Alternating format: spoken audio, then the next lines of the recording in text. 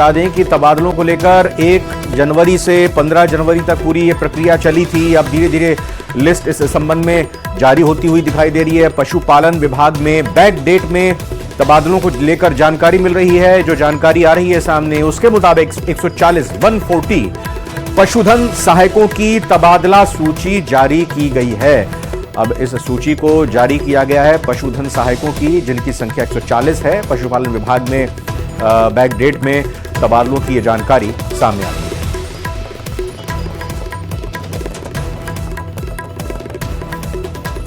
तो तबादलों को लेकर लगातार प्रक्रिया आगे बढ़ रही है राजस्थान में, और इसी कड़ी में ये खबर आ रही है कि 140 पशुधन सहायकों की तबादला सूची जारी की गई है और पशुपालन विभाग की तरफ से ये ट्रांसफर लिस्ट जारी हुई है। बैक डेट में ट्रांसफर की लिस्ट जारी हुई है। और अब झुंझुनू की बड़ी खबर आपको बताते हैं। ट्रांसमिशन लाइन के विरोध में किसानों ने प्रदर्शन किया है। कलेक्ट्रेट में घुसने के लिए किसान उग्र हो गए। महिला किसान भी कलेक्ट्रेट के गेट पर चढ़ गईं। पुलिस फिलहाल समझाइश का प्रयास कर रही है, लेकिन पुलिस की तरफ से बैरिकेड जो लगाए गए थे उनको हटाकर किसान आगे बढ़ गए। लगातार किसान फिलहाल गेट पर चढ़कर अंदर जाने की कोशिश कर रहे हैं। ट्रांसमिशन लाइन डालने से पहले सहमति की मांग किसानों की तरफ से की जा रही है। जमीन का मुआवजा या फिर किराया किसान मांग रहे हैं। साथ ही अब तक हुए फसलों के नुकसान की भरपाई की भी मांग किसानों की तरफ से की जा रही है। तस्वीरें आप झुंझुनू की देख रहे हैं, जहां पर ट्रांसमिशन लाइन के विरोध में किसानों ने यह प्रदर्शन किया है।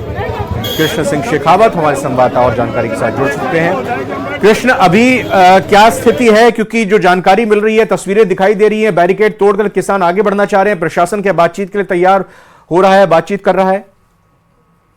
आपको बता दूं कि अभी स्थिति है वो नियंत्रण में है और आज जो किसान है वो ट्रांसमिशन लाइनों के विरोध में जिला कलेक्ट्रेट पहुंचे थे और मुआवजे की मांग को लेकर है वो कलेक्टर से मिलना चाह रहे थे। इस दौरान जो पुलिस प्रशासन का जाब्ता मौजूद था, उनका कहना था कि 5 लोग ही अंदर आ सकते हैं और जो महिला किसान साथ आई थी वो इस बात को लेकर उग्र हो गई और फिर महिला किसान है वो किसानों के साथ है वो बैरिकेड को लांघते हुए और जो कलेक्ट्रेट का द्वार है वहां पर चढ़ गई। इसके बाद पुलिस ने पूरा मोर्चा संभाला और समझाइश की है। इसके बाद स्थिति है वो नियंत्रण में हुई है। किसान है वो मांग कर रहे हैं कि जो ट्रांसमिशन लाइन जा रही है उसके लिए जो उनकी जमीन में काम किया जा रहा है, उस जमीन का मुआवजा है वो किसानों को दिया जाए और जो ठेकेदार के लोग हैं वो किसानों को पुलिस प्रशासन के नाम से धमका रहे हैं, वो धमकाना है वो बंद किया जाए। इन्हीं मांग को लेकर आज किसान है वो कलेक्ट्रेट पहुंचे हैं। जी, बहुत बहुत धन्यवाद कृष्ण सिंह शेखावत। अपडेट के लिए नजर रखें आप, आपसे आगे भी जानकारी लेंगे इस खबर पर। चित्तौड़ सिर्फ नदियों का संगम नहीं है, बल्कि कई विद्वानों का संगम भी देखने को मिल रहा है। इसी में IIT वाले बाबा की पूरे देश में चर्चा हो रही है। उनकी बातों को लेकर कई लोग जमकर तारीफ कर रहे हैं। उन्होंने न्यूज 18 से बातचीत में कहा कि अगर आपके पास स्किल है तो आपको रोजगार की कमी नहीं है। वहीं उन्होंने धर्म को लेकर कहा कि धर्म को समझने का विज्ञान एक पहलू है।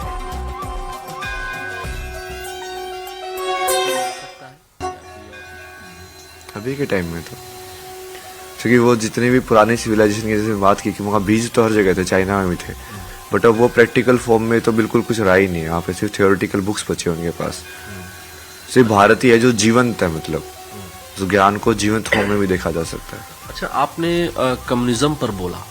कम्युनिस्ट बहुत एक्टिव हो गए हैं, वो पता नहीं क्या क्या लिख रहे हैं। आप कम्युनिज्म के बारे में जानते हैं? हाँ, पूरा पढ़ा ना मैंने, वो कैसे स्टार्ट हुआ वो तो। लेकिन वो वही है ना, कोई सिर्फ वो इकोनॉमिक इनइक्वालिटी को लाइक उसको एंटी करने के लिए समाज की व्यवस्था को एक नई व्यवस्था बनाई। बट वो सबको पता ही है ना कम्युनिज्म में क्या किया, मतलब जिस चीज़ के वो एंटी थे वो वही बन गए। ये बैटमैन के अंदर डायलॉग है ना कि समटाइम्स जिस चीज़ से तुम विलेन में जो फाइट कर जाते हो तो वही विलेन बन जाते हो। जिस चीज़ के वो अगेंस्ट थे कि सोसाइटी में समानता होनी चाहिए, सबसे पहले जो राजा उनका स्टालिन बना, ये जो भी बना, वो सबसे पहले तो उसने वही किया ना। कहाँ उसने अकेला सबको बराबर समझा? सबसे पहले हायरार्की बनाई उन लोगों ने तो जिस चीज़ के सिद्धांत के हिसाब से बने थे वो तो फॉलो ही नहीं किया उन्होंने। महाराज जी, अगर हम आपसे बात करें, जो आपने ये आपकी जो बुक है, जो लोग फुटेज के लिए आप बता रहे हैं कि ले रहे थे और काम हुआ ख़त्म हुआ, मैं समझना चाह रहा था कि ये जो पुस्तक है, इसमें क्या क्या है, मतलब इतनी छोटी सी पुस्तक है ये, इसमें हमने केवल एक दो पक्ष पे बात की थी उस दिन। इस पुस्तक में क्या क्या है, अगर हम धर्म को जानना चाहें तो कैसे, एक जो विज्ञान का विद्यार्थी है, चूंकि आप साइंस के विद्यार्थी रहे हैं, अच्छी पढ़ाई की आपने, अब तो सबको पता चल गया। उस दिन जब मुझे पता चला था तो मैं थोड़ा भौचक्का था। विज्ञान का विद्यार्थी है, मान लीजिए वो इस परंपरा में, जिस परंपरा में आप आ चुके हैं, नहीं आना चाहे, तो धर्म और संस्कृति से कैसे जुड़े वो अपना जीवन चलाते हुए, वैवाहिक जीवन चलाते हुए, क्योंकि हर आदमी तो संत नहीं बन सकता, गृहस्थ में जाएगा। संत होना जरूरी नहीं ना, गृहस्थ के अंदर भी कोई कितने सारे यार, ये लहरी महाशय है, सब गृहस्थ थे। आप क्या बोल रहे हो, मतलब क्रिया योग कर रहे थे वो गृहस्थ के अंदर बैठ के, तो उस सब में तो है ही नहीं। वो तो ऐसे परसेप्शन ज्यादा बन गया समाज के अंदर कि गृहस्थ तो भोग का आश्रम है, और बाकी फिर उसके बाद ये बाकी जो योग है ये सब छोड़ने के लिए, संन्यास के लिए, सबके लिए। ऐसा नहीं है ना, कर्मयोगी भी सिद्ध होते हैं, वो कर सकते हो आप सिद्ध कर्मयोग को भी। कैसे धर्म को कैसे जाने ऐसे लोग जो विज्ञान के छात्र हैं, वो अक्सर मानते ही नहीं है कि धर्म कोई चीज होती है। नहीं, वो विज्ञान से धर्म का थोड़ा अलग है।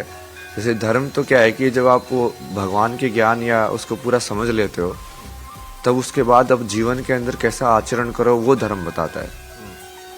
तो उसको समझने के लिए विज्ञान एक पहलू है। अब उसको, लेकिन विज्ञान राष्ट्रीय तक नहीं जा पाएगा भाई, उसमें वो थोड़ा ध्यान रखना पड़ेगा। वो आनंद में कोश तक नहीं जाता, वो विज्ञान में कोश तक ही रहता है। आनंद में कोश में जाने के लिए वो एक जो जंप करना पड़ता है, लास्ट वाला, जो उस दिन आपने बताया था 5 कोश। हाँ, तो अगर लाइफ को बेहतर समझना है तो हमको आनंदमय कोश से ही हम समझ सकते हैं। हाँ, ब्लिसफुल जो स्टेट होता है ना, चिदानंद रूपा या सत्य चांद जिसको बोलते हैं लोग, सत्यम शिवम सुंदरम, वो वही वाली चीज है। उसके लिए वो विज्ञान के भी परे वाले जो कोश है उसमें जाना पड़ता है। तो मतलब वो सोचना भी बंद करना पड़ता है, बट वो वहां तक की सीढ़ी बनाई जा सकती है विज्ञान के थ्रू। अच्छा, एक बात जो लोग चर्चा कर रहे हैं कि चूंकि आप एरोस्पेस में आपने इंजीनियरिंग की है, उसके बाद फोटोग्राफी में आप गए, तो लोगों का महाकुंभ में श्रद्धालुओं की भारी भीड़ उमड़ रही है। यहां लोग हर हर गंगे का जयघोष कर रहे हैं और योगी सरकार की व्यवस्थाओं की जमकर तारीफ हो रही है। नजर आ रहा है श्रद्धा का ये सैलाब। महाकुंभ नगर प्रयागराज समूचे विश्व का केंद्र बन गया है। महाकुंभ नगर प्रयागराज समूचे देश का केंद्र बिंदु बन गया है। जहां जहां तक निगाह जा रही है, मां गंगा, यमुना और आदर्श सरस्वती के पावन संगम पर श्रद्धालुओं का रेला कारवां बढ़ता ही जा रहा है। सबसे पहले आप मां गंगा के दर्शन कर लीजिए और सूर्य देवता कैसे दर्शन दे रहे हैं ये छटा भी देख लीजिए।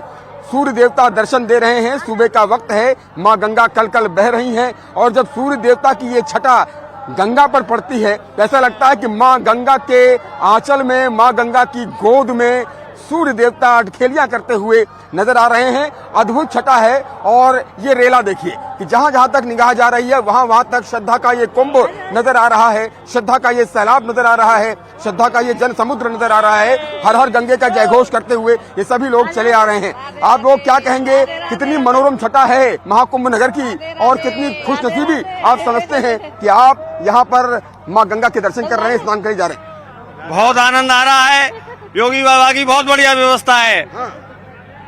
जय श्री राम, जय श्री राम, हर हर गंगे, जय जय श्री राम, जय जय योगी महाराज, योगी महाराज की जय हो, जय हो, जय हो, मोदी महाराज की जय हो, जोड़ी बनी रहे। कहाँ से आए हैं? मथुरा वृंदावन, मथुरा वृंदावन बोले बांके बिहारी लाल की जय, बांके बिहारी लाल गोवर्धन से